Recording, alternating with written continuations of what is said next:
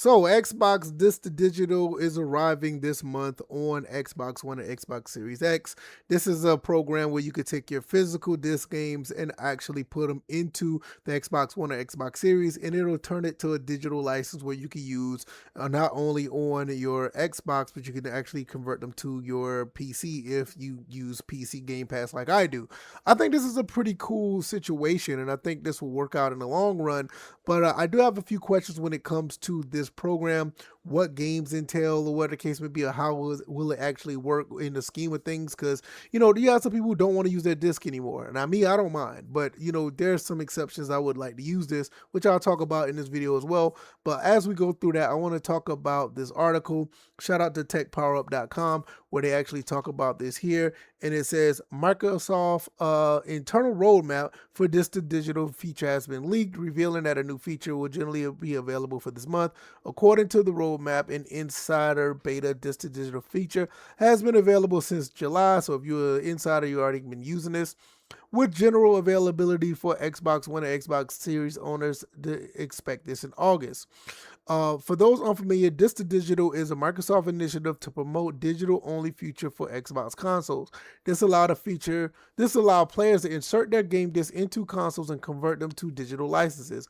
When the disc is scanned, Microsoft uses a unique key to create digital licenses, which prevent the disc from being activated on third-party consoles, and it stops from being rented, borrowed, or sold to others. Now, like I said, I think this sounds cool in practice. Is not a crazy thing or anything like that, but I do have like my initial grievances with this. I have a question about this, like what games are actually going to be available for this. Could you use any game? Which I kind of know the answer to that, but I don't see anywhere on here that says this. I did skim through this article, so I don't know. Maybe I just didn't see it or overlook it. But I don't see anything where it goes. Does this actually just boils down to the games that are already backwards compatible through the original Xbox 360 and so on and so on. So, that's something to think about, because there's a lot of games that are on this, in these libraries. And I don't think every game would be available. That'd be kind of crazy. But there's some games I would love to see available on this. And I'll talk about that in a second.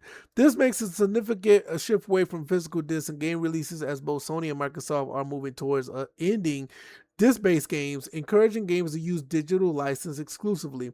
According to the roadmap, Xbox One and Series X users will be the first to scan their games and obtain digital license, as these consoles have physical disc readers. Game licensing will now be tied to the specific user account, with Xbox managing all engineering, certification, and support efforts if any issues arise. However, publishers retain the right to participate, maintaining full control over rights, pricing, and branding. So basically, it's up to the publishers if they want their games to be available. So I'm already thinking right now that all the games that we have that are backwards compatible right now, let's say original Xbox games that are backwards compatible with the 360, or some that are backwards compatible with the Xbox One, I don't see all of those games being available. I don't see it. Some of them may not be, because this is a different situation where just you put the disc in and it works.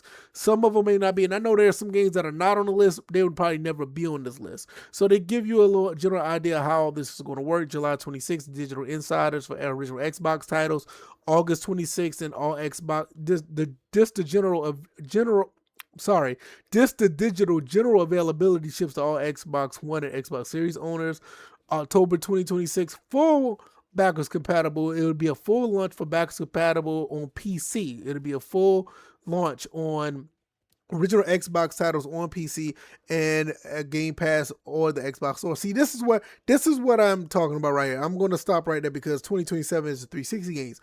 So the backwards compatibility on PC full launch, those original Xbox titles, like right now, there's only like 60, maybe I think like 60 or 70 games that are available on the backwards compatibility list for the Xbox One and Xbox Series. So those original Xbox games these are the only ones that are going to be working for this. And from what I'm thinking, I think that's going to be the case. Those are going to be the only games that could be used for the PC situation. So let's say, for instance, if I want to use any of the Star Wars games, I think those games, Panzer Dragoon Orta is another game.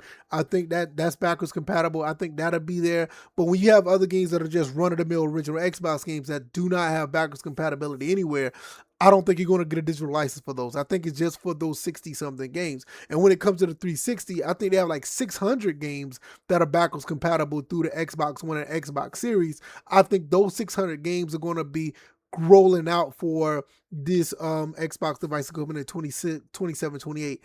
I don't know if like all the games will be available because like they said right up here that publishers retain the right to participate. So I'm not sure that they'll be able to do that. Now it also made me think, how well is this how well is this emulator that they're using to do this? How well does it work? Because if it works for anything, that'd be crazy. Additionally, the leak roadmap indicates that Microsoft planned to fully release Xbox backwards compatibility program on PC by October of this year, allowing gamers to play original Xbox titles on their PC through Game Pass or the Xbox stores. See, that's what I'm saying. So when they're saying gamers to play original Xbox titles, I think there's just going to be certain titles. I don't see that, I got 300 games back here. They're not going to be working. I'm almost certain of that. In the coming years, Microsoft intends to transition its Xbox 360 game catalog to the next generation Xbox devices, likely coinciding with the arrival of the new generation console to ensure full backwards compatibility with titles dating back to the 360 era. Um, I'm just gonna say this, right? Personally, I think you should just, if you have it, keep your Xbox 360, keep your original Xbox. And I know that doesn't sound, really delightful because some of these consoles are very old and they may not be working in proper order. But if you love your consoles, you'll find a way to get them to work. They're not like ancient like consoles. They do work, outside of the red ring of death. Your 360 is going to work. Your original Xbox, you change the capacitors or whatever, you'll be fine.